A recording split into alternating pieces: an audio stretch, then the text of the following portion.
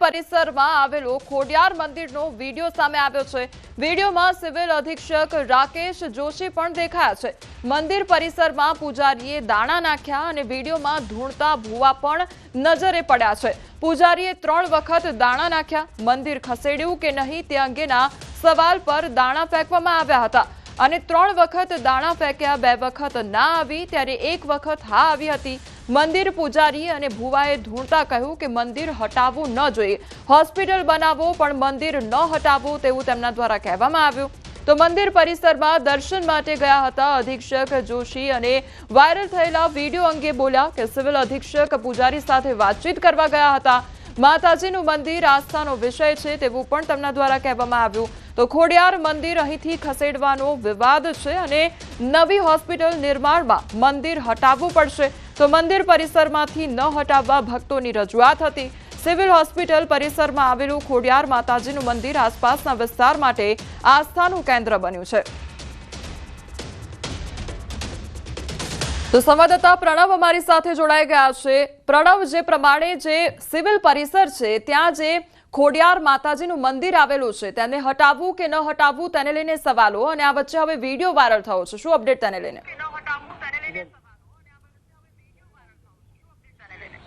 ચોક્કસ જે આખો વિડીયો વાયરલ થયો છે અમદાવાદ સિવિલ હોસ્પિટલ પરિસરના જે ખોડિયાર માતા મંદિર છે તેનો ખુદ તેના જે મહારાજ જોડાયા છે સંદીપજી, જે વિડીયો છે વિડીયો ક્યારનો છે અને એમાં શું આખી જે વિધિ છે તે આપણા તરફથી કરવામાં આવી હતી? વિડીયો તો ખબર નથી કોણે ઉતાર્યો છે, બરોબર, અમે તો ઉતાર્યો નથી આ વિડીયો, હવે કોઈ ભક્તોએ ઉતાર્યો લાગે છે, બરોબર। હવે આમાં કેવું છે કે ભાઈ માતાજીની રજા લેવા આવ્યા હતા સંજયભાઈ જે જોશી છે ડોક્ટર, હા રાકેશ જોશી। હવે માતાજીએ અમારી પ્રોસેસ જે હતી મેં તમને કીધી એ પ્રમાણે કે અમે માતાજીને 3 વાર પૂછ્યું, માતાજીએ આમાં 2 વારમાં ના પાડેલી છે। એટલે અમે ના પાડી કે ભાઈ અમારા છે ને ભાઈ માતાજીની રજા નથી અને માતાજીએ કીધું કે ભાઈ મારી જગ્યા છોડીને તું અને બીજે ગમે તે કર। प्रणव, आपने रोकवा मांगीश राकेश जोशी सिविल सुपरिटेन्डेंट अमारी साथे जोड़ाई गया है। राकेश भाई, सौथी पहला तो आपनु न्यूज 18 गुजराती में स्वागत है। હવે રાકેશભાઈ, આપનો એક વિડીયો સામે આવ્યો છે કે આપ માતાજીની પરવાનગી લેવા માટે મંદિર પરિસરમાં બેઠા હતા અને હા કે ના માટે પૂછવામાં આવ્યું હતું કે મંદિર હટાવવામાં આવે કે કેમ, એટલે એના પર આપનું શું કહેવું છે? સવારે હું ગયો હતો મંદિરમાં અને એના જવા પાછળનું કારણ એકમાત્ર એ હતું કે મારે પૂજારી અને એમના ટ્રસ્ટી સાથે વાટાઘાટ કરવાની હતી। ખાસ કરીને જો આપને ખબર હશે કે 0 થી D બ્લોક જે સિવિલ હોસ્પિટલમાં અત્યારે જે છે એને ટૂંક જ સમયમાં ડિમોલિશ કરવા જઈ રહ્યા છે અને જ્યાં 1800 બેડની અદ્યતન સુવિધા જે આવનાર પેશન્ટને ફાયદો કરે એવી સુવિધા ઊભી થશે, જેની અંદર અંદાજે 300 બેડની આઈસીયુની કેપેસિટી હશે, જેથી કરીને કોઈ પણ વેન્ટિલેટર વાળું દર્દી વેઇટિંગ માટે રહે નહીં। સાથે સાથે અદ્યતન ઓપીડીની સુવિધા, જેથી કરીને જે 2,500 થી 3,000 દર્દીઓ જે રોજ અત્યારે જૂની ઓપીડીમાં આવે છે એને પણ આમાં આવશે। એટલે કહેવાનો મતલબ કે જે કોઈ બી હવેનો પ્રોજેક્ટ છે એ માત્ર ને માત્ર દર્દી રિલેટેડ અને એની સુખાકારી કે એનો સગવડ વધારવા માટે થઈ રહ્યો છે। હવે આ જે ડિમોલેશનનો એરિયા છે એનો એક હિસ્સો મંદિરનો છે, એટલે સ્વાભાવિક છે કે એના માટેની વાટાઘાટ કરવી કે એના માટેનું ડિસ્કશન ખૂબ જરૂરી છે।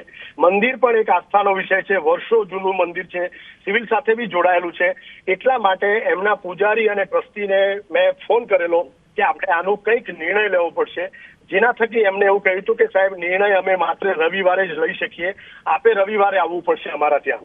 એટલે મેં એમને પૂછ્યું એટલે એમને મને સમય આપ્યો કે તમે રવિવારે આવજો 9 વાગે। એટલે હું 9 વાગે ડેફિનેટલી મંદિર ગયો હતો। મંદિર તો અધરવાઇઝ પણ હું જતો હોઉં છું, એટલે દર્શન કરી અને પછી મેં એમની સાથે આ વાત કરતા હતા। એમાં એમને એમની તરફથી જે કાંઈ કર્યું એમના મંજૂરી લેવા માટે કે રજા લેવા માટે એ એમનો પોતાનો વિષય છે। અમારો સબ્જેક્ટ મારો વિષય છે કે એમની સાથે વાત કરી, એમને સમજાવવા, એમને કહેવું કે આ પ્રોજેક્ટ થવાથી કેટલા બધા લોકોને ફાયદો થશે, કેટલા લોકોને એની સગવડ મળશે અને આપણે વધારે આઈસીયુની કેપેસિટી સિવિલમાં બિલ્ડ કરી શકશું। તો આપણે આના માટેનું એક સુખદ નિરાકરણ લાવવું ખૂબ જરૂરી છે। એના ભાગરૂપે હું એમને એમની ચોઇસના દિવસે મળવા ગયો, જેથી કરીને એ એમની રીતે આપણને જવાબ આપી શકે।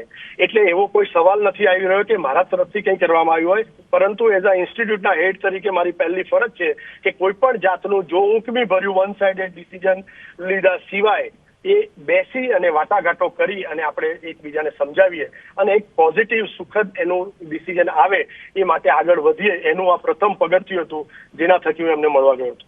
રાકેશભાઈ, આપ મળવા માટે ગયા અને વાટાઘાટ કરવા માટે ગયા, પરંતુ વિડીયોમાં જોવા મળી રહ્યું છે કે તેમના દ્વારા ઘઉંના દાણા મૂકવામાં આવ્યા અને ત્યારબાદ 2 વખત હા આવ્યું અને 1 વખત ના આવ્યું, એટલે તેમના તરફથી ના કહેવામાં આવી છે કે આ મંદિર હટાવવામાં ન આવે. એટલે હવે આગળના સમયમાં હવે શું નિર્ણય કરવામાં આવશે, તેને લઈને કોઈ ડિસિઝન ચોક્કસ લેવામાં આવ્યું છે? અત્યારે તો ડિસિઝન કેવી રીતે લઈ શકાશે? મેં આપણે ફરીથી કહ્યું કે આ પહેલું પગથિયું છે, એમની સાથે વાત કરવાનું, એમને એ સમજાવવાનું કે આ જગ્યા જે થશે, કદાચ બીજા ઘણા ઓપ્શન આપણી પાસે હોઈ શકે છે. મંદિરને આપણે ક્યાંક નજીકમાં જ પુનઃ પ્રસ્થાપિત કરી શકીએ છીએ. આ બધી વસ્તુ મેં એમની સાથે જાણ કરી છે. બાકીની એમની પ્રોસેસન કે વિધિ જે હોય તે હોય.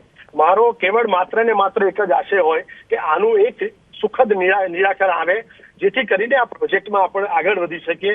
ફરીથી કહીશ, આ પ્રોજેક્ટ કોઈનો ઇન્ડિવિજ્યુઅલ પ્રોજેક્ટ નથી. એ પેશન્ટની સગવડ અને સુખાકારી વધારવાનો, એની સાથે સાથે એને અદ્યતન આઈસીયુની વ્યવસ્થા આપવાનો એક આશય સાથેનું આ એક પ્રોજેક્ટ જે 1800 બેડનું ત્યાં જે નિર્માણ પામવા જઈ રહ્યો છે. મારી દ્રષ્ટિએ હું એવું માનું છું કે મેં મારી જે ફરજ હતી કે મારે ટ્રસ્ટી અને પૂજારીથી વાત કરવી, એ મેં આજે કરી છે.